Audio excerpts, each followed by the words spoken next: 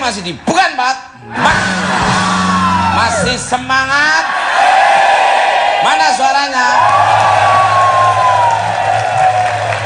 Ini guru-gurunya yang itu bertiga itu. Iya. Luar biasa, sekolah yang bener, yang pinter kayak Om Tukul nih sekolah. Alhamdulillah ranking 5 dari 6 murid.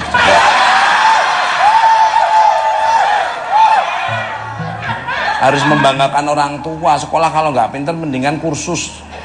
Bener, sekalian aja. Kursus apa, Mas? Coba yang ranking pertama sini mana? Ada yang ranking pertama nggak? Ranking 1 ada? Ranking 1 ada nggak? Plonga.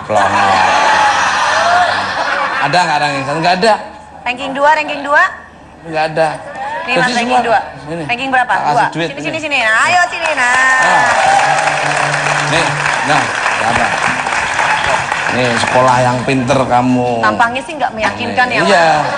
Terus sepatunya diikat. Kamu sekolah yang bener, kamu diikat kayak mendo kalau orang yang berapa? 2? 1. Yang bener. Iya, alhamdulillah. Berapa nilainya? Berapa kemarin ya? 900. 900. Nggak 1000. Biasa. Namamu siapa? Namanya siapa? Namanya Pak Izin. Nama tuh nama orang, nama kambing coba. Kalau di absen gurunya kambing ya Bu. Pak Izin. Oh Pak Idin. Pak Izin ya. Itu ada artinya nggak Pak Idin itu? Suka bolos ya. Ada artinya nggak? Pasti nama dari orang tua. Kayak tukul itu kan, tukul bahasa Jawanya tukul, bahasa Indonesia tumbuh. Jadi tukul itu turunan kuntilanak berarti. Tumbuh. Selalu atau bahasa Inggrisnya growing up. Mr. Growing up, dari bawah ke atas tumbuh tukul. Ya. Kalau Pak Idin? Izin. Apa itu? Memaafkan kali. Wow. Ini kamu tak kasih karena kamu sekolahnya pinter. Hadiah ini dipersembahkan oleh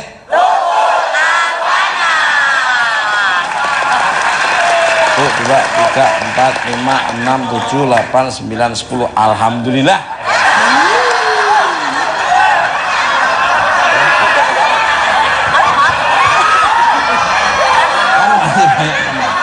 Masih banyak murid-murid yang mau berdatangan lagi ke sini. Iya, tapi kalau mau ngasihnya 1, nggak usah ngitung di depannya dia dulu. Sangkain mau ngasih 10. Lah harusnya ngasih berapa? Mas Tukul mau ngasihnya berapa? Ya. Kalau ngasihnya 1, ngasih aja langsung, nggak usah ngitung 10. Karena kamu ranking 1 ya berarti 1. Nih, 250.000 rupiah dipersembahkan oleh. Saya selalu ada pesan-pesan sama orang tuamu nggak, biar kamu dicari sama orang tamu gampang. Dan pesan buat orang tua selalu mendoain saya supaya selalu jadi orang yang sukses dan berhasil. Kalau berhasil, pertama yang kamu beli apa kamu? Nah, apa tuh? Naik haji orang tua. Subhanallah. Luar biasa. Kamu Ya. mau salaman sama Mbak Mega kak? Makasih ya. Ya luar biasa. Iya. Mau ngajiin orang tua, luar biasa. Baik, tepuk tangan dong. Masih semangat? Mana suaranya? Kembali ke lab. Sekarang kerja. Selamat malam untuk Jessy Costa, apa kabarnya? Selamat malam Mas Tukul, alhamdulillah sehat. Luar biasa sekali. Cuman agak sedikit batuk sih. Enggak, pasti jadi persoalan bagi saya. Kehadiran kamu bisa menyenangkan semua orang ada di Iya. sini.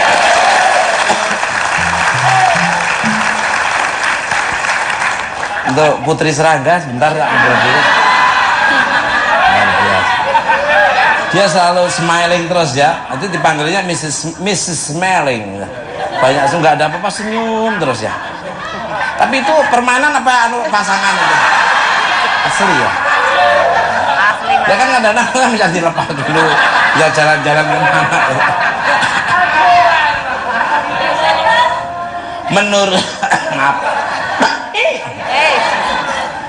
Menurut data dari para intelijen saya, kabarnya dirimu pernah merasakan tinggal di rumah kos. Is that true ini, Bang Gon? Iya betul Mas. Dulu saya baru-baru ke Jakarta memang pernah ngekos gitu. Di daerah mana? Daerah agak kota sih dikit.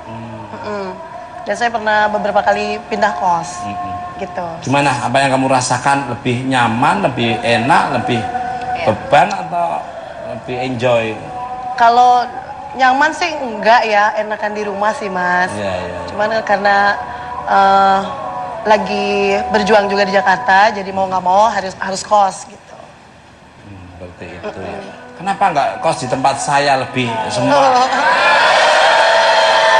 semua fasilitas ada. Apa aja Mas, apa aja? Ya tinggal ditentukan harga yang Saya tahu loh Mas, pernah ke sana. terus akhirnya Penuh waktu itu. Siapa yang bilang penuh? Waktu itu. Nggak ada, punya saya itu masih bisa, sisa-sisa punya saya itu. Apalagi untuk Jesse Costa mesti ada tempat khusus sendiri. Nggak penuh. Di tempat saya itu kayaknya nyaman lah, security-nya tiap 24 jam. Itu loh, yang jaga Samtam itu loh yang jaga. Itu ada apa tadi Mas? Ya fasilitas banyak lah. Kalau kepengen harga yang 3 juta, ada yang pakai TV kabel, ada air panas, air dingin, air wastafel, ada komplit lah. Kamar mandi dalam Mas? Kamar mandi dalam, tidur di luar juga ada. Ya kamar mandi dalam, tidur di dalam. Terus yang 2,5 ya ada yang kitchen set, ada 2 kamar, ada yang ya disesuaikan dengan kondisi kemampuan mereka. Tapi di situ peraturannya, maaf, kontrakan saya kontrakan syariah, jadi tidak semudah orang. Ya syaratnya sebenarnya syariah, jadi ada perempuan, laki pun 1 detik atau menit tidak boleh masuk. Dan kamu informasi ininya ya, job-jobnya banyak ya kalau di tempat saya, kabar-kabar ada casting sana, casting sana. Boleh juga ya Mas ya? Iya, kamu bisa diajak syuting sana. Alah apa ya? Instruksi, ini acara nasional dan ini acara talkshow, bukan misi pribadi. Ini udah seuzon, udah underestimate dulu, sudah negatif thinking. Tahu Pak. Abaikan saja lah. Kembali ke Ngomong apa? Takut kepalanya loh Pak.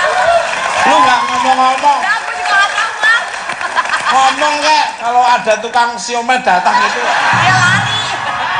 Dia lari. Gua tukang siomay nyamperin, Iya. nyari kecap siomay-nya kagak ada. Mas, yang gue lihat dari tadi lu promo mulu. Ya sekalian sambil menyelam minum es teh kan ya. Kan temanya sesuai dengan, dan korelasinya dengan tema ada, dan saya memang membuktikan bahwa saya juga punya. Tapi fasilitasnya dan kontrakan saya kontrakan syariah. Tahu, cuman kenapa bidang tamu yang ditawarin selalu cewek bukan cowok? Kenapa? Ya gimana?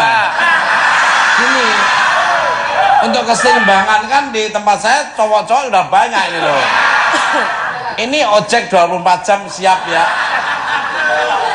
Loh kalau pas nganter kepengen ada calling-callingan, ini sudah nganter. Alhamdulillah sih kalau nganter sampai tujuan. Tapi nggak balik lagi. Balik. Pengen pilih diantar yang lebih tua ada, yang lebih muda ada, yang paling menyeramkan juga ada. Kalau boleh cerita sedikit ya, seperti apa sih kehidupan di kos-kosan, rumah kos yang pernah kamu tinggali nih, monggo. Selamat. Jadi ceritanya yang kos pertama itu, saya juga kan nggak tahu gimana kos-kosannya itu sebelumnya. Akhirnya saya masuk ke situ. Cuman waktu itu tuh agak ada yang aneh gitu Mas. Jadi kayak cowok-cowoknya tuh suka senyum-senyum gitu, terus kayak suka lihat-lihat gitu. Kan merasa Kamarnya risih gitu. disamain atau dibedain cewek cowoknya? Waktu itu campur. Jadi atas bawah itu ada cewek ada cowok gitu. Oke. Waktu itu saya nggak tahu. Setiap saya lewat keluar gitu selalu senyumnya gitu kurang enak gitu. Senyumnya penuh arti. Sinis. Gitu. Gitu. Sinis. Terus saya kan bingung kenapa kok kayak gini gitu. Iya. Setelah saya selidiki, ternyata memang kebanyakan di situ tuh cewek-cewek penghuni situ tuh memang katanya maaf ada yang kerja malam gitu, kayak gitu-gitu. Nah mungkin si cowok itu menganggap saya juga seperti itu, makanya dia senyum-senyum kayak gitu. Dan waktu itu langsung saya pindah ke kosan yang lebih ini lagi, yang memang penjagaannya juga ketat gitu. Yang setiap ada tamu memang harus didata gitu. Dan memang khusus perempuan gitu. Luar biasa. Jadi pikir dari cowok-cowok bibir belang itu anggapannya orang yang di situ mesti orang yang seperti itulah ya. Tapi ternyata dia udah negatif thinking, dia benar-benar mau merantau ke Jakarta untuk meniti karir secara alami, secara proses ya. Dia udah akhirnya dirimu pindah ya. Pindah. Pernah nawar di tempat saya sudah? Pernah dicoba? Pernah saya tahun 2010. Kamu bilang ini penuh gitu ya? Waktu itu saya pernah lihat-lihat tuh. Oh, kontrakan syariah itu ya? Tadi dulu yang di mana kan banyak kan Mas? Yang Oh, mana? yang di Cipete ya? Oh iya. Bener berarti Mas, bener. Alhamdulillah sekarang, aduh keamanannya 24 jam terjaga. Apalagi saya kadang-kadang sudah suka mantau, siapa tuh? Saya kan orangnya selektif banget kalau milih orang. Loh, kredibilitas saya jaga di situ, jangan sampai saya ini loh di tempatnya tuh tukul itu ternyata sarang tawon. Nah, balik kalah. Pemirsa, bintang tamu saya selanjutnya ada seorang model dan presenter program televisi yang gantengnya seperti saya dan sudah tidak asing lagi dengan kehidupan di rumah kos. Siapa dia? Kita sambut Alben Sultan.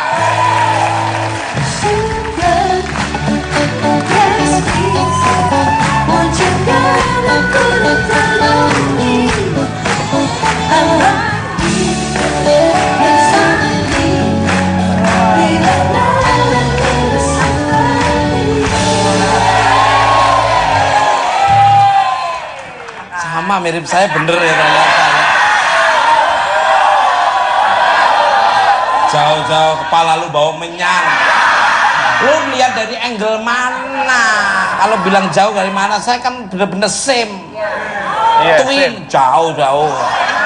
Sama-sama pakai baju hitam. Iya, sama-sama itu. Hidung mancungnya juga sama. Cuma beda tempatnya. Yang satu di hidung, yang kedua di mulut. Balik, Selamat malam untuk, maaf kalau keliru bacanya, Alben Sultan. Selamat datang di Bukan Permata. Apa kibirnya? Baik banget Mas. Alhamdulillah, subhanallah. Kayak ini ya, Vino Bastian ya. Oh iya. Vino G. Bastian ya loh. Vino G. Bastian. Suaminya Marsha Timothy itu loh. Marsha Timothy. Nah, dulu pernah syuting sama saya, otomatis romantis. Oh iya. Subhanallah. Jadi ada ipar ya Mas ya? Iya, jadi adik iparnya. Saya kan satu ini, Apa satu scene? satu suami istri sama Wulan Guritno diceritanya tapi balik. Itu Marsha Timothy datang kan? Ini bukan Marsha Timothy, Marsha bodoh kalau ini. Marsha bodoh. Ini kayaknya bukan Marsha Timothy, ini kan luar biasa. Siapa, Ayu Mas? Ting Ting. Langsung saja nih. Oke Mas. Dirimu kan pernah merasakan tinggal jauh dari orang tua nih. Apa perasaan dirimu ketika beradaptasi di tempat baru? Monggo. Oke, jadi awalnya saya pindah ke Jakarta, saya belum punya tempat tinggal, jadi saya sementara sembari nyari tempat tinggal, saya ngekos di tempat teman. Numpang lah ceritanya. Nah, jadi di sana itu dekat perkuliahan, jadi biasanya sering keluar masuk, cowok cewek itu bebas gitu. Enak banget ya. Emang ada tuh Mas yang gitu ya? Kalau saya maaf aja, minta bayi ya. Karena kan dipikirnya kalau yang seperti itu, kalau tempat bebas itu semakin kos-kosannya biasanya rame. Karena banyak orang yang pengen nggak terikat Mas. Kadang-kadang jam berapapun mereka pengen pulang masuk boleh ya. Ada kos-kosan yang peraturannya pulang harus jam segini gitu ya Mas. Kalau di tempat saya nggak gitu, udah ada yang bukain. Oh. Yaitu saya sendiri gitu. Kembali untuk Alben. Ya. Sebagai host dunia malam, dirimu familiar gak sih dengan istilah kos plus, atau justru dirimu tahu fenomena yang lebih dari hanya sekedar kos plus monggo. Jadi dari pengalaman saya selama saya jalan, trip-trip di mana-mana, sering ke tempat hiburan malam, saya sering bertemu dengan wanita pekerja malam, Mas. Jadi saya sering banyak cerita, saya juga sempat interview, saya tanya banyak, Mas. Kebanyakan mereka itu alasannya karena kebutuhan ekonomi. Benar. Coba tanya Mama Mawar, gimana Mawar? Kalau Anda kerja malam seperti apa Mawar? Ya awalnya coba-coba sih. Tapi kamu mencoba kok akhirnya bisa ketagihan sampai sekarang kamu melakukan hal itu tuh gimana? Ya mau bagaimana lagi faktor ekonomi. Kamu pernah mendapatkan om-om yang baik atau bapak-bapak yang baik gitu? Ya kalau ngomongin soal pelanggan sih kadang-kadang beda-beda ya. Karena kita nggak bisa tentuin, kadang-kadang kita dapat pelanggan yang baik, kadang kita dapat pelanggan yang galak. Ya alhamdulillah ya. Sekarang gimana menikmati kehidupan Anda pada pekerja itu? Ya Sebetulnya nggak perlu ditutupi udah. Kembali kalak. Sebentar Jessica Staya. Katanya pernah menemukan komplek plus. Ngomongin tempatmu dulu. Dan apartemen plus. Boleh dong diceritain sedikit nih. Oke. Jadi kemarin pas saya lagi liburan sama keluarga, nggak sengaja di satu apartemen itu. Jadi di dalam apartemen itu satu lantai, semua kamar, dan di depan pintu udah standby cewek-cewek itu tuh. Rok bininya sampai segini.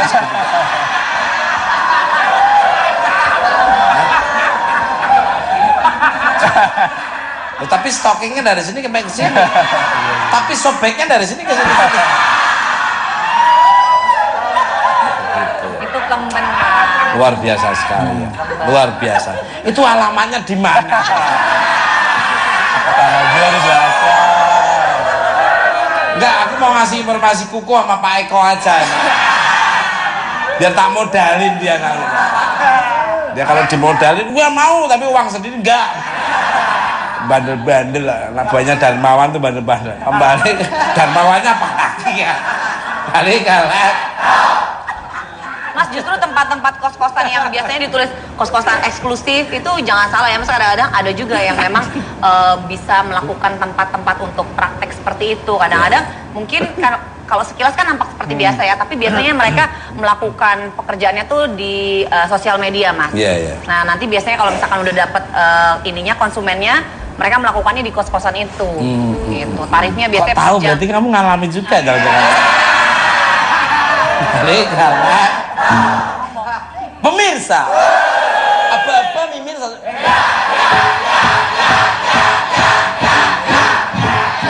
Untuk mendo-mendo ini. Iya. Bintang tamu saya selanjutnya ada seorang yang dekat dengan Tata Cabi. Korban pembunuhan di kamar kos di Bilangan Tebet. Siapakah dia? Kita sambut Bapak Ica.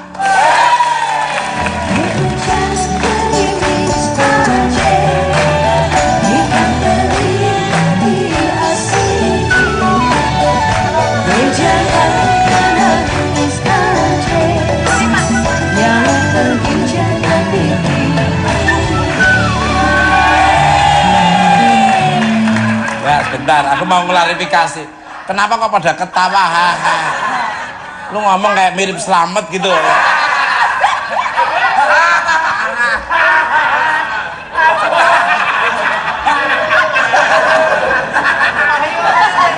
Silakan yang mau lempar apa saja. Lempar rokok.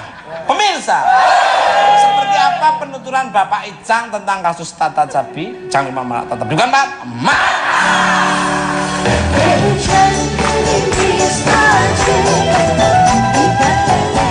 Pernah masuk kamarnya pernah? Oh pernah, Ngerapiin kamar. ngelapin kamar. Iya. Pak Ica mah orangnya cuek aja. Aromanya wangi ya di situ dalamnya. Mau pernah masuk ke kamar mandinya? Iya semuanya. Ngerapiin.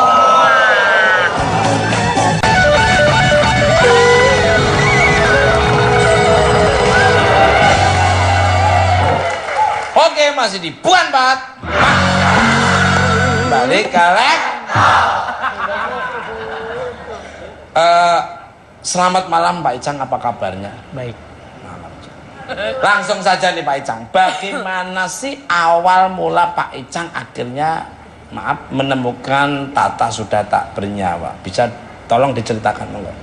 Oh, pas dari awal saya dibilang sama kakaknya sudah terkena kosan. Gimana Pak? Kosan. Kosannya? Langsung ketok-ketok. Diketok-ketok. Itu Oke, jam berapa Pak waktu itu Pak? Jam 5:30-an lah. Setengah 6 sore. Iya. Ketok-ketok. Ketok-ketok. Ketok-ketok saya nggak nggak dibuka? tahu kan dibuka. Saya minta ke Ana yang penjaga kos. Oh iya. Dia langsung dibuka. Udah nggak Dobrak. bernyawa. Udah Dobrak. nggak bernyawa. Bapak tahunya dari mana tuh Pak?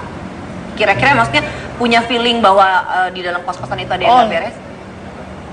Oh jam siang itu dia makan.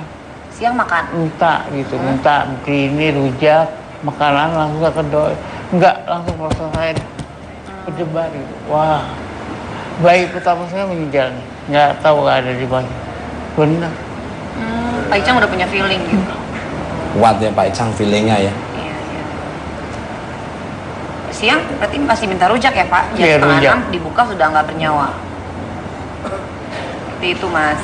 Selama ini Pak Icang tahu atau tidak pekerjaan yang dilakukan Mbak nggak Tata? Nggak tahu. Aku yang penting disuruh apa dia perintah aku langsung jalan. Ya nggak urusan hal-hal kayak gitulah ya. Yang penting aku nggak tahu kerjaannya dia Iya, apa. Kalau Pak Icang sudah berapa lama ada di kosan itu Pak Icang? Oh dari saya berapa tahun? Karena saya punya warteg usaha. Dari saya 6 tahun. Udah 6 tahun. Biasanya disuruh beli apa? Disuruh-suruh apa biasanya? Yang sering Makanan, makanan, nganterin dia pergi udah itu aja. makanan. Sama nganterin pergi. Oh, biasanya pergi kemana? Ke mall. Oh, Cie Pak Icang ke mall.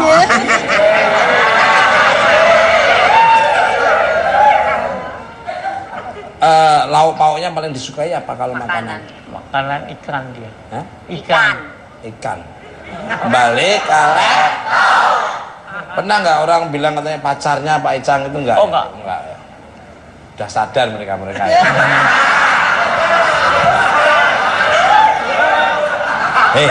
Ini aku ngobrol sama Pak Icang loh. Seperti apa sih seorang Tata Capi sifat sehari-harinya nih Pak Icang? Monggo. Oh dia baik. Baik ramah udah. Misalnya apa kebaikannya itu? Oh dia nyuruh-nyuruh. Sering keluar kamar gitu. Udah itu aja. Kalau ngasih tip berapa biasanya? Oh biasanya paling gede 20 dia. 20 Ribu. Oh, Ribu. Itu aku malah lebih-lebih ya kamu ya Jam ya. 20 sampai 2 tahun ya. Maksudnya 2 tahun berturut-turut. Ini naik, bertahunnya lagi naik, jadi 10.000. Apa tadi Kak? Ya, kalau dengan teman-teman kosnya gimana? Pak Oh Icang? bebas semua. Memang akrab semua ya? Akrab semua. Karena saya nggak bahas status. Gimana? Statusnya nggak dibeda-bedain gitu. Statusnya nggak dibeda-beda. Di situ ada berapa kamar Pak Icang? Nggak tahu juga. Oh, enggak, maksudnya total kosannya. Oh saya cuma layanin 5 orang. Oh, Suruh- jadi ada bagian-bagiannya. Pak Icang 5 orang. Apakah di kosan tersebut ada Tata Cabi yang lain, mungkin Titi Cabi atau Toto Cabi? Maksudnya profesinya sama gitu? Oh nggak tahu. Oh, nggak tahu ya. Nggak urusan soal inilah Nggak ya. urusan nggak. Pribadi orang lah ya. Yang penting mereka baik sama kita ngelayani dengan baik. Bagus, luar biasa. Minum dulu Pak Icang. Iya. Minum nggak apa-apa. Nggak apa-apa, Pak Icang. Itu Iya. properti 2 tahun belum di. Enggak bohong. Kembali karena kan Pak Icang suka disuruh membereskan kamar Tata nih. Maaf nih, ini laptop ini aku tinggal baca. Apa suka nemuin yang aneh-aneh itu? Yang seperti Apa, Mas?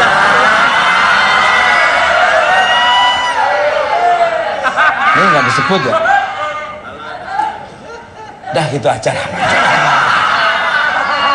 Oh nggak pernah. Arti lah ya. Yang nggak ada. Nggak Pernah masuk kamarnya pernah? Oh pernah. Ngerapiin kamar. Ngerapin kamar. Oh, rapi.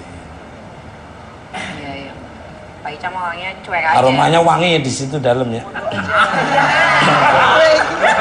Mau pernah masuk ke kamar mandinya? Iya semuanya. Kan Wow. ngerapiin. Semua. Ada apa aja di situ Pak?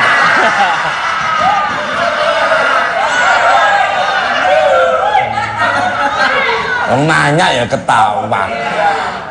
Ada sesuatu. Ada gantungan kunci di situ.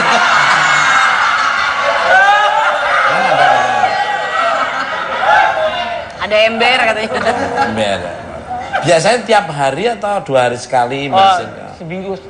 Oh, Seminggu 2 kali. Seminggu baru bersihin itu rapi.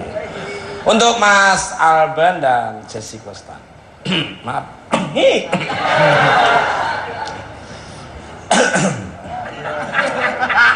Apakah ada pengawasan dari pemilik rumah kos yang ketat sehingga ingin keluar dari kos? Monggo.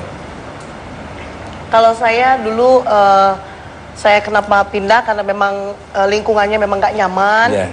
Dan terus memang penjaganya juga memang tidak ada penjagaan gitu, jadi bebas. Makanya saya pindah gitu. Tapi kalau untuk apa tadi? Ada yang kontrol yang punya kos Iya, itu. ibu kosnya yang punya kos. Kalau yang saya berikutnya itu memang dia tuh satu rumah mas, satu rumah dan memang ibunya di situ dan dia tuh cuman ada 4 kamar. Jadi memang terkontrol gitu. Dan nggak boleh laki-laki nggak boleh masuk. Sama mas saya. Saya dikit-dikit tuh mesti ada kesempatan. Saya tuh tanya ini, saya gimana ya?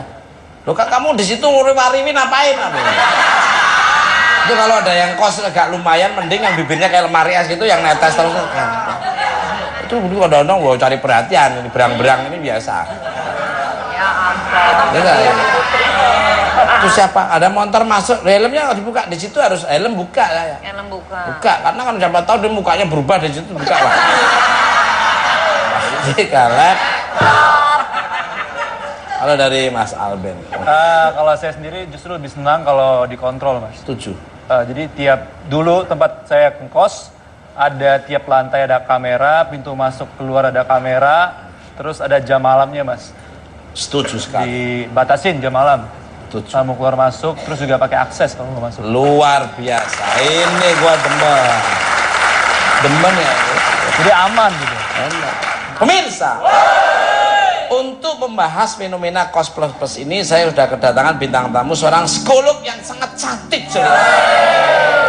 yang sudah sering hadir di Bukan Malam. Siapa dia? Kita sambut Tara The Tall.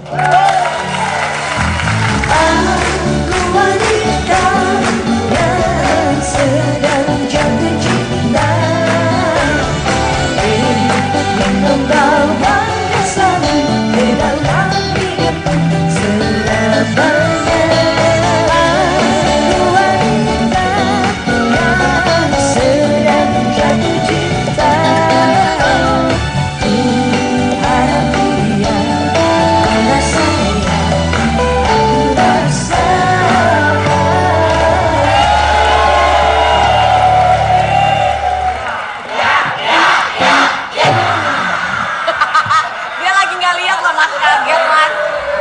Balik. Selamat malam Mbak Tara, lama nggak mampir di Bukan Malam. Apa kaburnya ya? Baik-baik. Senyumnya senyum familiar itu Iya, penting kan. Kan udah sering saya ngomongin di India itu ada suatu perusahaan besar sebelum karyawan bekerja suruh tertawa tanpa sebab dulu. Iya. Nggak tahu orang stres banget. Ngomongin tentang tema kita malam ini, menurut Mbak Tara sebenarnya yang seperti apa sih kos-kosan yang bisa disebut kos plus plus nih? Monggo Mbak. Ya intinya tujuan kos itu kan sebetulnya mempermudah orang yang menggunakan sarana kos itu bisa untuk bekerja atau kuliah, tetapi pada akhirnya disalahgunakan gitu, malah digunakan untuk kepentingan-kepentingan yang justru ya merusak diri sendiri ataupun malah mengganggu keamanan lingkungan gitu. Apa sih yang membuat rumah kos banyak menjadi pilihan untuk tempat tinggal khususnya anak muda nih? Monggo Mbak. Ya karena sebetulnya pada dasarnya secara nature ya semua orang kan pasti pengen bebas dong. Semua orang pengen bisa melakukan apa yang diinginkan tanpa ada batasan. Nah problemnya terutama misalnya remaja gitu ya, mereka merasa bahwa sudah dewasa, mereka sudah bisa membuat keputusan sendiri dan merasa bahwa tempat kos itu adalah tempat di mana mereka bisa istilahnya tes kemandiriannya lah. Nah problemnya nggak semua orang itu sudah siap untuk menerima kebebasan. Harusnya kan bebas itu berlaku untuk orang yang bisa memperlakukan bagaimana kebebasan dengan semestinya gitu. Tapi kadang-kadang justru banyak orang yang merasa shock dengan kebebasan itu karena memang belum memiliki batasan-batasan dan nilai-nilai yang kuat juga dari dirinya sendiri. Sangat setuju. Karena seneng saya, adem perasaan saya. Kalau ngobrol sama orang modern, orang cerdas tuh nyambung saya. Tapi ngobrol sama teman-teman saya, kerugian udah di depan mata. Enak ngobrol, nanti nangkep langsung, oh maksudnya begini. Iya. Boleh bebas, tapi tahu diri. Betul. Ini batasannya seperti apa. Kalau Iya. ini kayaknya kebebasan, kalau ini memang sebagai rem, sebagai kontrol untuk supaya tidak merugikan orang lain atau mengecewakan orang tua yang jauh-jauh, menyuplai mungkin dana untuk supaya anaknya bisa sukses, bisa berhasil yang apa yang dia inginkan. Terus senang, enak. Dialog ngobrol sama orang cerdas tuh enak. Apalagi sama Pram ya, Pram ya. Musingin Enak Mas. Enak untuk dia, nggak enak untuk saya. Kembali ke kasus, maaf, untuk Tata Cabi yang hangat dibicarakan belakangan ini ternyata melakukan kegiatan, maaf ini ya, di kamar kosnya. Apakah sudah sedemikian bebaskah perilaku asusila di kalangan anak muda hingga akhirnya warga sekitar acuh dan membiarkan makin subur nih, monggo. Sebetulnya mungkin bukan acuh juga, cuman kadang-kadang sebagian orang justru memilih memang untuk acuh. Karena ketika orang tidak acuh, maka orang merasa harus bertanggung jawab kan? Iya. Dan ketika bertanggung jawab berarti harus melakukan tindakan. Sedangkan untuk memperbaiki masalah-masalah sosial itu kan bukan hal yang mudah gitu kan. Dan kalau dalam teori psikologi ada istilah bystander effect. Wah, senang jadi saya. istilahnya ini kan tanggung jawab bersama, bukan hanya tanggung jawab saya. Berarti seharusnya orang lain juga melakukan sesuatu dong untuk mengatasi ini, bukan saya. Iya. Tapi orang ternyata cenderung pada akhirnya melakukan ya istilahnya conformity. Jadi kalau misalnya satu orang nggak melakukan tindakan apapun, ya saya juga memilih untuk tidak melakukan tindakan apapun gitu. Tapi kalau dibilang apakah sudah sebegitu bebasnya kos-kosan dan remaja sekarang, ya sebetulnya belum tentu juga. Cuman Akhirnya artinya nggak tahu juga kali ya. ya karena kontrol diri kan harus dari dalam dan dari luar kan. Kalau dari dalam kan gimana orang itu betul-betul mampu mengendalikan dirinya sendiri, tahu mana yang baik dan tidak baik. Sama dari luar harus ada pengawasan dan juga ada konsekuensi langsung. Masalahnya kalau di kos-kosan kendali luarnya nggak ada.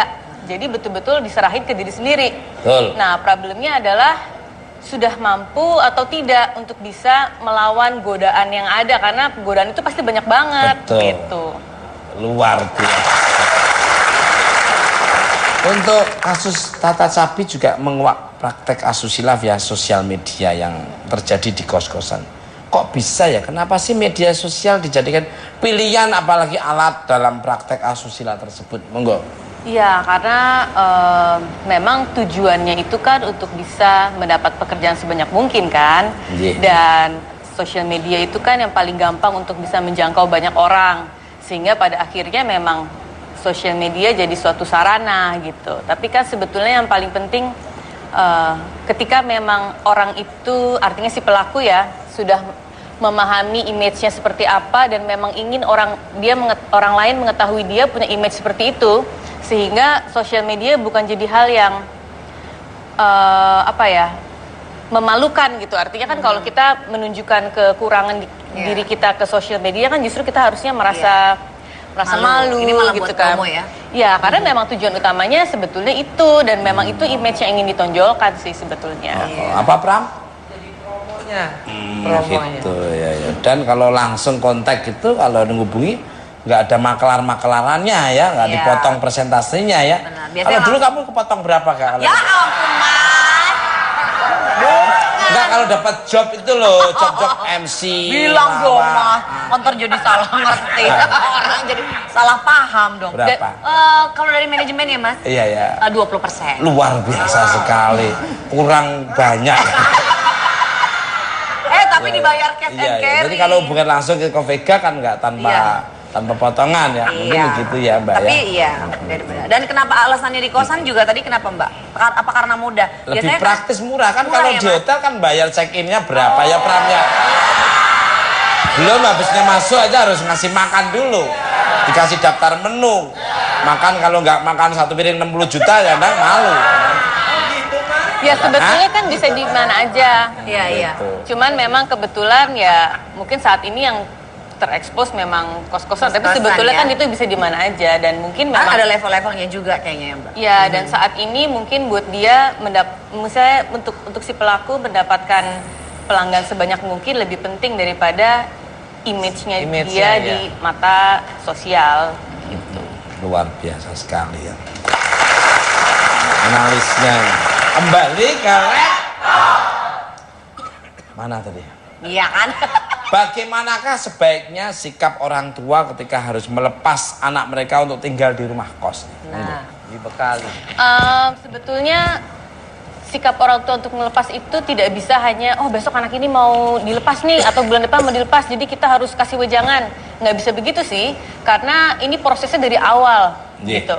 Artinya dari awal harusnya orang tua memberikan disiplin, kemudian mengajarkan membentuk perilaku kontrol diri yang baik, dan ketika memberikan peraturan tidak hanya semata-mata kasih peraturan dan kemudian dipunish, tapi betul-betul harus diberikan penjelasan sehingga intisari larangan itu masuk di pikiran anak gitu, sehingga anak pun akan develop kontrol diri sendiri seperti itu. Luar biasa. Balik ke lab. Itu Pak Icang. Sebenarnya di kosan Tata tersebut banyak aturan nggak sih? Atau aturannya ada tapi banyak dilanggar penghuni kosan? Dilanggar. Hah? Dilanggar. Misalnya apa aturannya di Banyak situ? saya nggak ngerti gitu. Yang penting dulu udah. Ada apa Pak? Mereka dilanggar disuruh sama yang punya kosan aja. Nggak banyak ini. Tapi yang Bapak tahu biasanya peraturannya apa aja? Oh ya nggak tahu juga. Oh, Pak Icang mah asal yang penting kerja aja gitu. Mobil boleh parkir sembarangan di situ, di atas mobil orang lain itu juga boleh. Nyok. Nggak tahu juga deh. Mobil juga bebas ya Pak? Bebas. Jadi nggak, nah ini. Mas, boleh Ya. nambahin dikit nggak? Boleh. Ini menurut saya nih Mas. Ya. Sebenarnya permasalahannya kalau menurut saya lihat, karena di Indonesia khususnya untuk masalah kos-kosan itu tidak ada regulasi yang jelas dari pemerintah daerah.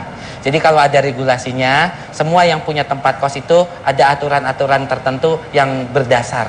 Jadi umum. Karena sekarang kan yang ini bisa punya aturan ini, yang ini nggak punya aturan ini. Jadi berlainan terus gitu Mas. Beda-beda ya? Beda-beda. Ya. Jadi bisa pindah-pindah akhirnya. Ya mungkin dengan kejadian ini diambil hikmahnya, Ya. akhirnya nanti Ya. pemerintah daerah akan mengkaji lagi. Mengkaji lagi, ya. Akan disertasi lagi, Ya. akan Dirapikan, kelola lagi dikelola. bagian-bagian ahli-ahlinya Betul. Ya. untuk ada aturan-aturan. Aturan-aturannya. Kena. Dan masalah ini nanti akan kita adukan ke KUD ya Mas ya? Bukan KUD, ke PSSI enggak. Main bola dong Mas. Balik ke lab. Untuk Alben dan Jesse. Untuk Pak Icang sebentar Icang ya. Ada kecenderungan anak muda jika dilarang orang tua justru malah makin penasaran. Kalian juga merasa seperti itu enggak, Jesse? Kalau saya namanya anak muda waktu remaja biasanya ada sedikit begitu agak penasaran gitu. Tapi setelah orang tua menjelaskan dengan baik, Tadi baru saya ngerti dan saya biasanya nurut. Gitu. luar biasa. Wario. Aku urus itu masih kontrol dia. Kalau dari Mas Alben. Kalau saya sendiri benar deh, kayak yang Mas bilang, jadi kalau pas remaja itu makin dikontrol, makin penasaran. Tapi saya pribadi sendiri kalau udah ngelakuin itu, saya tahu batasnya, jadi masih ingat pesan-pesan mama ya. Iya. Jangan sampai nyobain yang macam-macam ya, oke, Iya. tapi cuma sekedar tahu aja. Ini anak yang baik ini.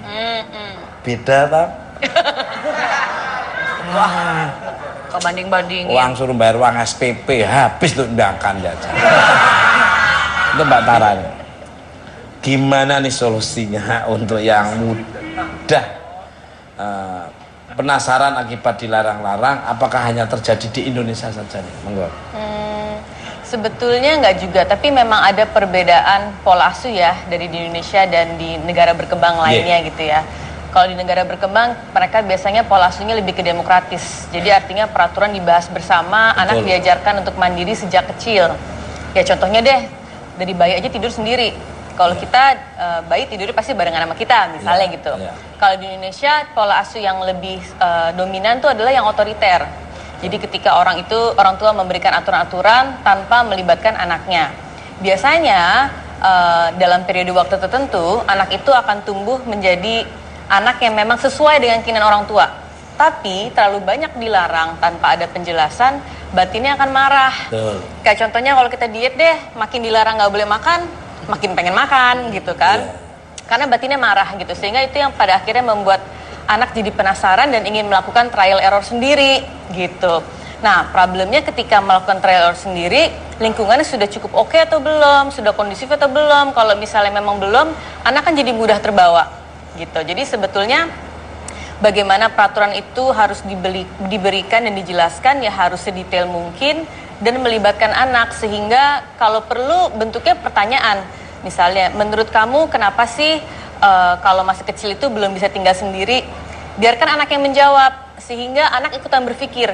Kalau misalnya orang tua bilang, kamu nggak boleh tinggal sendiri ya, nanti gini. Anak kan nggak mikir. Itu menurut orang tua, menurut saya nggak begitu kok. Saya kan punya pikiran sendiri, gitu. Jadi memang harus diajak diskusi sebetulnya. Demokratis, luar biasa. Lucu. Itu Mbak Tara ini. Cara seperti apa sih yang paling tepat untuk mengurangi makin maraknya praktek asusila via sosial media ini, Monggo? Ya itu tadi, caranya banyak sih. Karena kalau itu terjadi nggak mungkin hanya satu faktor lah.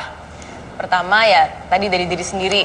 Bagaimana kita harus bisa meningkatkan harga diri kita sendiri, meningkatkan kontrol diri kita, melihat diri kita dan tubuh kita itu sebagai sesuatu yang memang precious gitu. Itu yang pertama. Yang kedua, dari sisi keluarga. Artinya keluarga itu tempat kita bisa mendapatkan nilai-nilai moral, nilai-nilai agama. Jadi harus ada. Keluarga juga tempat kita untuk bisa mendapatkan support dan perlindungan. Selain itu, keluarga itu juga tempat yang paling inti untuk kita bisa membangun mental kita, gitu. Jadi ya untuk orang tua, untuk keluarga juga harus membangun ini dari awal gitu ya. Kemudian juga pemerintah ya harus melakukan pengawasan, belum juga ekonomi, adanya lapangan kerja yang juga lebih luas. Karena alasan nomor satu orang melakukan prostitusi pasti faktor ekonomi baliknya, gitu kan. Jadi sebetulnya banyak sih, nggak cuma itu juga, masyarakat juga. Karena menurut research, orang yang pelaku prostitusi pada saat dia kecil sebelumnya pernah mengalami sexual abuse juga dari orang lain. Jadi ya ini kesadaran bersama lah, artinya jangan sampai proses ini terulang-ulang dan kemudian mengurangi demand gitu, mengurangi demand dari kebutuhan prostitusi juga gitu. Pemirsa, care and share seperti apa lagi yang diberikan oleh pemirsa di rumah maupun studio? Jangan kemana, tetap dengan Mak.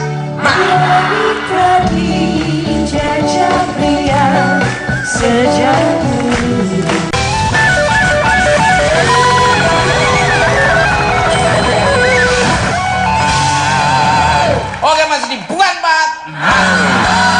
Balik ke lab. Pemirsa, keberadaan rumah kos sebagai alternatif hunian di perkotaan memang sering disalahgunakan. Lemahnya pengawasan dan warga masyarakat sekitar diyakini makin memperparah keadaan ini. Berpeganglah pada pepatah, dimanapun bumi dipijak, di situ langit dijunjung, agar terhindar dari persoalan yang bisa terjadi. Terima kasih untuk bintang tamu saya pada malam hari ini, Tara Deton, Chelsea Costa, Albert Sultan, dan Mas Ica. Dan terima kasih untuk pemirsa di rumah maupun studio. Saya hanya Jas Kidding, tak sekolah, tidak ada motivasi untuk melecehkan. Dan kalau ada kata-kata yang kurang berkenan, kami mohon maaf. Ambil tontonan yang bagus yang kurang berkenan, jangan ambil tonton berkenan mata supaya cara bukan mencoba untuk berkenan.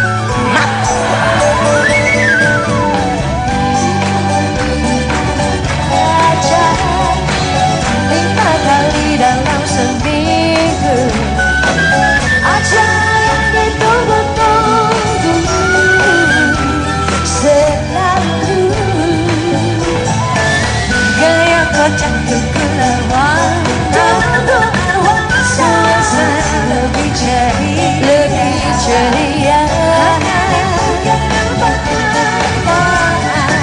Hati senang tak terkira.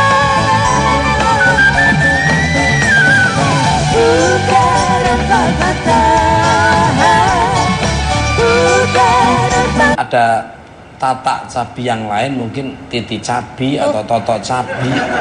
Maksudnya profesinya sama gitu. Oh, saya nggak tahu. Oh, nggak tahu ya. Nggak urusan soal inilah ya. Urusan. pribadi orang lah ya. Yang penting mereka baik sama kita ngelayani dengan baik. Bagus, luar biasa. Minum dulu Pak Icang. Iya. Minum nggak apa-apa. Nggak apa-apa Pak Icang. Itu properti 2 tahun belum di. Nggak bohong kok. Kembali ke rap. Kan Pak Icang suka disuruh membereskan kamar Tata nih. Maaf nih, ini laptop ini aku tinggal baca. Apa suka nemuin yang aneh-aneh itu? Yang seperti Apa Mas?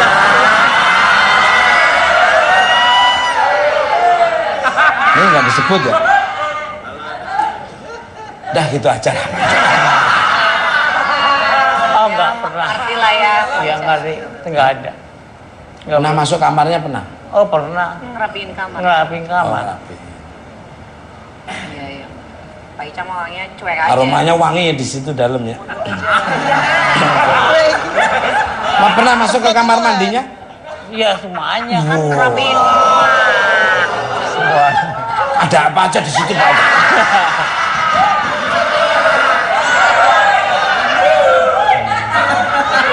Orang nanya ya ketawa aja. Wah, minta bayi ya. Karena kan dipikirnya kalau yang seperti itu, kalau tempat bebas itu semakin kos-kosannya biasanya rame. Karena banyak orang yang pengen nggak terikat Mas. Kadang-kadang jam berapapun mereka pengen pulang masuk boleh ya. Ada kos-kosan yang peraturannya pulang harus jam segini gitu ya Mas. Kalau di tempat saya nggak gitu, udah ada yang bukain. Oh. Yaitu saya sendiri gitu. Kembali. Untuk Alden. Ya. Sebagai host dunia malam, dirimu familiar gak sih dengan istilah kos plus, atau justru dirimu tahu fenomena yang lebih dari hanya sekedar kos plus monggo. Jadi dari pengalaman saya selama saya jalan, trip-trip di mana-mana, sering ke tempat hiburan malam, saya sering bertemu dengan wanita pekerja malam, Mas. Jadi saya sering banyak cerita, saya juga sempat interview, saya tanya banyak, Mas. Kebanyakan mereka itu alasannya karena kebutuhan ekonomi. Bener. Coba tanya Mama Mawar, gimana Mawar? Kalau Anda kerja malam seperti apa Mawar? Ya awalnya coba-coba sih. Tapi kamu mencoba kok akhirnya bisa ketagihan sampai sekarang kamu melakukan hal itu tuh gimana? Ya mau bagaimana lagi faktor ekonomi. Kamu pernah mendapatkan om-om yang baik atau bapak-bapak yang baik gitu? Ya kalau ngomongin soal pelanggan sih kadang-kadang beda-beda ya. Kadang kita nggak bisa tentuin, kadang-kadang kita dapat pelanggan yang baik, kadang kita dapat pelanggan yang... Kosan Tata tersebut banyak aturan nggak sih? Atau aturannya ada tapi banyak dilanggar penghuni kosan? Dilanggar. Hah? Dilanggar. Misalnya apa aturannya di Banyak situ? saya nggak ngerti gitu. Yang penting dulu udah. Ada apa Pak? Mereka dilanggar disuruh sama yang punya kosan aja.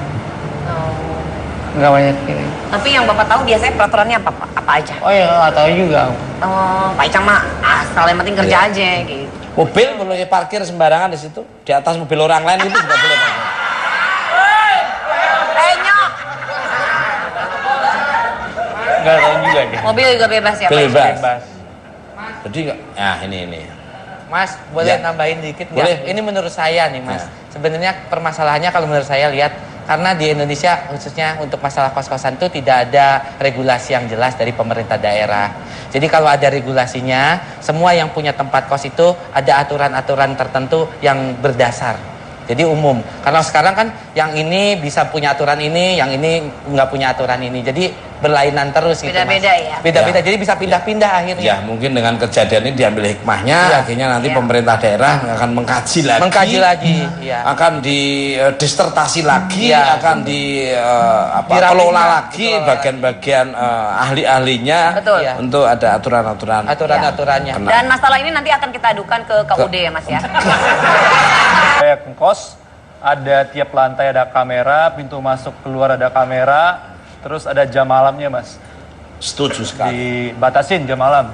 Setuju. Kamu keluar masuk, terus juga pakai akses kalau mau masuk. Luar biasa. Ini gua demen. Demen ya. Jadi aman gitu.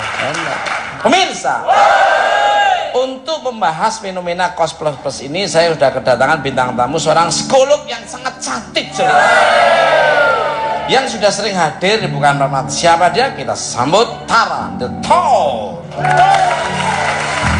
Aku wanita yang sedang jatuh cinta.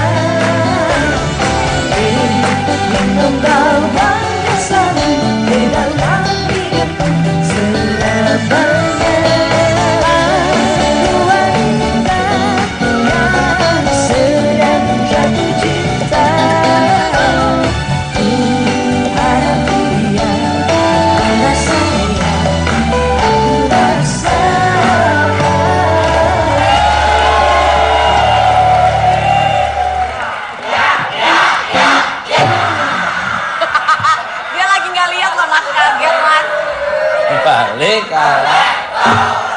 Selamat malam Mbak Tara, lama nggak mampir di Bukan Selamat Mata. malam. Apa kabarnya ya? Media bukan jadi hal yang memalukan gitu. Artinya kan kalau kita menunjukkan kekurangan diri kita ke sosial media kan justru kita harusnya merasa malu Ini malah gitu buat kan. promo ya? Ya, karena memang tujuan utamanya sebetulnya itu dan memang itu image yang ingin ditonjolkan sih sebetulnya. Apa Pram? Promonya. Gitu ya, ya. Dan kalau langsung kontak gitu, kalau menghubungi nggak ada makelar-makelarannya ya, nggak Iya. dipotong presentasinya ya. Benar. Biasanya Kalau dulu kamu kepotong berapa Kak? Kalau Ya ampun mas. Enggak, kalau dapat job itu loh, job MC. Bilang dong lawak. mas, ntar jadi salah ngerti. Orang jadi salah paham dong. Berapa? Kalau dari manajemen ya mas, Iya ya. 20%. Luar biasa sekali, kurang banyak. Tapi dibayar cash and Iya, carry. jadi kalau hubungan langsung ke Vega kan nggak tanpa potongan ya, mungkin Iya. begitu ya Mbak Tapi ya. iya, beda-beda. Dan kenapa alasannya di kosan juga tadi kenapa Mbak? Apa karena mudah? Lebih Biasanya praktis, murah kan. murah Kalau ya, di Mas? hotel kan bayar check-innya berapa ya Pram ya. Belum habisnya masuk aja harus ngasih makan dulu, dikasih daftar menu. Makan, kalau nggak makan satu piring 60 juta ya nggak malu. Ya sebetulnya kan bisa di mana aja. Iya. Cuman memang kebetulan ya mungkin saat ini yang terekspos memang kos-kosan, tapi Kos-kosan, sebetulnya ya. kan itu bisa di mana aja dan mungkin Kan memang ada level-levelnya juga kayaknya ya Mbak. Tahu atau tidak pekerjaan yang dilakukan Mbak Tata? Nggak tahu. Aku yang penting disuruh apa dia perintah, aku langsung jalan. Ya nggak urusan hal-hal kayak gitulah ya. Yang penting aku nggak tahu kerjaannya dia Iya, apa. Kalau Pak Icang sudah berapa lama ada di kosan itu Pak Icang? Oh dari saya berapa tahun? Karena saya punya warteg usaha. Dari saya 6 tahun. Udah 6 tahun. Biasanya disuruh beli apa? Disuruh-suruh apa biasanya? Yang sering Makanan. Oh makanan, nganterin dia pergi udah itu aja. makanan. Sama nganterin pergi. Oh, biasanya pergi kemana? Ke mall. Oh. Cie Pak Icang ke mall.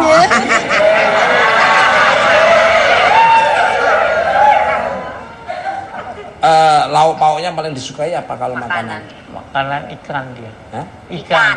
Ikan. Balik kalah. Pernah nggak orang bilang katanya pacarnya Pak Icang itu enggak? Oh, enggak. Enggak ya. Udah sadar mereka ya.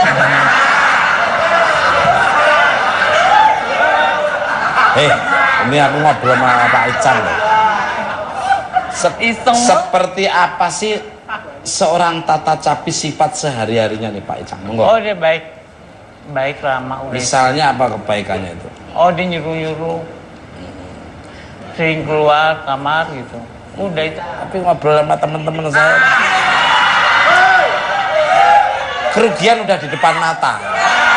Enak ngobrol, nanti nangkep langsung. Oh maksudnya begini. Iya. Boleh bebas tapi tahu diri. Betul. Ini batasannya seperti apa. Kalau Iya. ini kayaknya kebebasan. Kalau ini memang sebagai rem, sebagai kontrol untuk supaya tidak merugikan orang lain atau mengecewakan orang tua yang jauh-jauh, menyuplai mungkin dana untuk supaya anaknya bisa sukses, bisa berhasil yang apa yang dia inginkan. Terus senang, enak.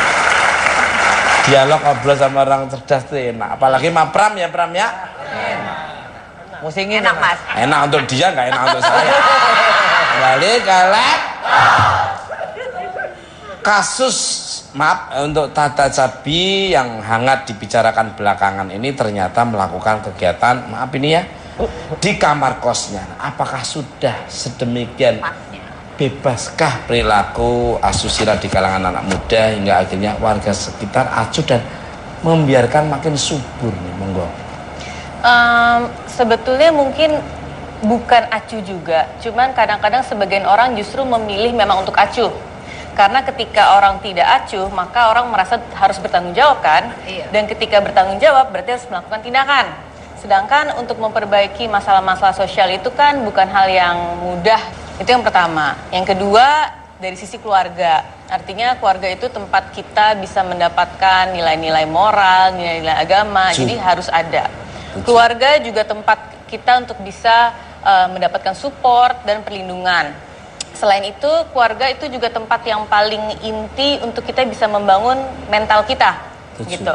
Jadi ya untuk orang tua, untuk keluarga juga harus membangun ini dari awal gitu ya. Kemudian juga pemerintah ya harus melakukan pengawasan, belum juga ekonomi, adanya lapangan kerja yang juga lebih luas, karena alasan nomor satu orang melakukan prostitusi pasti faktor ekonomi baliknya, gitu kan.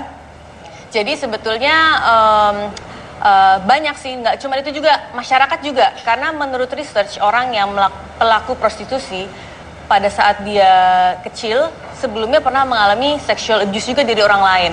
Jadi ya ini kesadaran bersama lah, artinya jangan sampai proses ini terulang-ulang dan kemudian mengurangi demand gitu, mengurangi demand dari kebutuhan prostitusi juga gitu.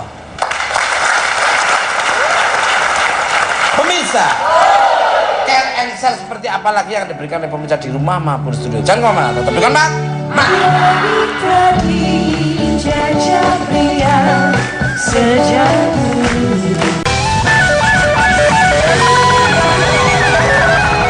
Hasil pertama yang kamu beli apa kamu? Nah, apa tuh?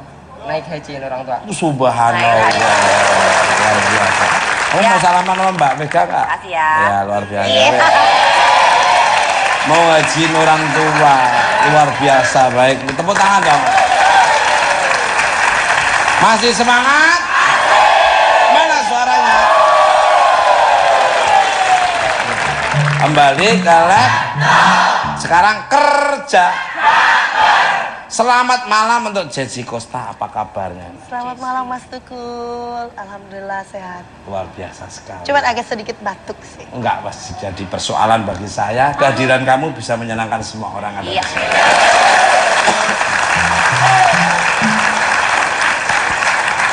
Untuk Putri Serangga, sebentar tak ngobrol dulu. Luar biasa. Dia selalu smiling terus ya. Nanti dipanggilnya Mrs. Smiling. Banyak nggak ada apa-apa senyum terus ya. Tapi itu permainan apa pasangan itu? Asli ya. Asli. Ya kan kadang-kadang bisa dilepas dulu. Ya jalan-jalan kemana. Menurut Menurut data dari para intelijen saya, kabarnya dirimu pernah merasakan tinggal di rumah kos. Is that true ini, Bang Gon? Anaknya. Biasanya dalam periode waktu tertentu anak itu akan tumbuh menjadi anak yang memang sesuai dengan keinginan orang tua. Tapi terlalu banyak dilarang tanpa ada penjelasan, batinnya akan marah. Betul. Kayak contohnya kalau kita diet deh, makin dilarang nggak boleh makan, makin pengen makan gitu kan. Karena batinnya marah gitu, sehingga itu yang pada akhirnya membuat anak jadi penasaran dan ingin melakukan trial error sendiri gitu. Nah, problemnya ketika melakukan trial error sendiri, lingkungannya sudah cukup oke atau belum, sudah kondusif atau belum. Kalau misalnya memang belum, anak kan jadi mudah terbawa gitu. Jadi sebetulnya bagaimana peraturan itu harus diberikan dan dijelaskan ya harus sedetail mungkin dan melibatkan anak, sehingga kalau perlu bentuknya pertanyaan. Misalnya, menurut kamu kenapa sih kalau masih kecil itu belum bisa tinggal sendiri? Biarkan anak yang menjawab, sehingga anak ikutan berpikir. Kalau misalnya orang tua bilang, kamu nggak boleh tinggal sendiri ya, nanti gini. Anak kan nggak mikir. Itu menurut orang tua, menurut saya nggak begitu kok. Saya kan punya pikiran sendiri, gitu. Jadi memang harus diajak diskusi sebetulnya. Demokratis, luar biasa. Lucu. Itu Mbak Tara ini. Cara seperti apa sih yang paling tepat untuk mengurangi makin maraknya praktek asusila via sosial media ini, Bang Gon? Ya itu tadi, caranya banyak sih. Karena kalau itu terjadi nggak mungkin hanya satu faktor lah. Pertama ya tadi dari diri sendiri. Bener berarti Mas, bener. Alhamdulillah sekarang, aduh keamanannya 24 jam terjaga. Apalagi saya kadang-kadang sudah suka mantau, siapa tuh? Saya kan orangnya selektif banget kalau milih orang. Loh, kredibilitas saya jaga di situ, jangan sampai saya ini loh di tempatnya tuh Tukul itu ternyata sarang tawon. Nah, balik kalah. Pemirsa, bintang tamu saya selanjutnya ada seorang model dan presenter program televisi yang gantengnya seperti saya dan sudah tidak asing lagi dengan kehidupan di rumah kos. Siapa dia? Kita sambut Alben Sultan.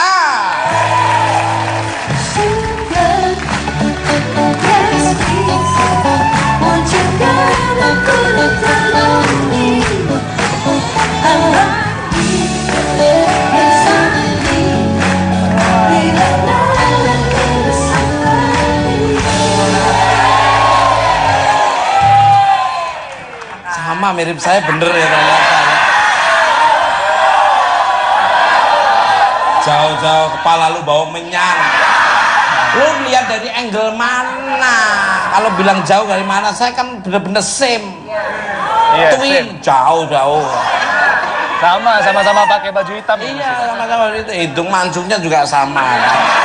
Cuma Numpang lah ceritanya. oh. Nah, jadi di sana itu dekat perkuliahan. Jadi biasanya sering keluar masuk cowok cewek itu bebas gitu. Enak banget ya. Emang ada tuh mas yang gitu ya. Kalau saya maaf aja, wah minta jam bayi ya. Karena kan dipikirnya kalau yang seperti itu, kalau tempat bebas itu semakin kos-kosannya biasanya rame. Karena banyak orang yang pengen nggak terikat mas. Kadang-kadang jam berapapun mereka pengen pulang masuk boleh ya. Ada kos-kosan yang peraturannya pulang harus jam segini gitu ya mas. Kalau di tempat saya nggak gitu, udah ada yang bukain. Yaitu saya sendiri gitu. Kembali. Untuk Alden. Ya. Sebagai host dunia malam, dirimu familiar gak sih dengan istilah kos plus, atau justru dirimu tahu fenomena yang lebih dari hanya sekedar kos plus monggo. Jadi dari pengalaman saya selama saya jalan trip-trip di mana-mana, sering ke tempat hiburan malam, saya sering bertemu dengan wanita pekerja malam, mas. Jadi saya sering banyak cerita, saya juga sempat interview. Saya tanya banyak, mas. Kebanyakan mereka itu alasannya karena kebutuhan ekonomi. Bener. Coba tanya Mama Mawar, gimana Mawar? Kalau Anda kerja malam seperti apa Mawar? Ya awalnya coba-coba sih. Tapi kamu mencoba kok akhirnya bisa ketagihan sampai sekarang kamu melakukan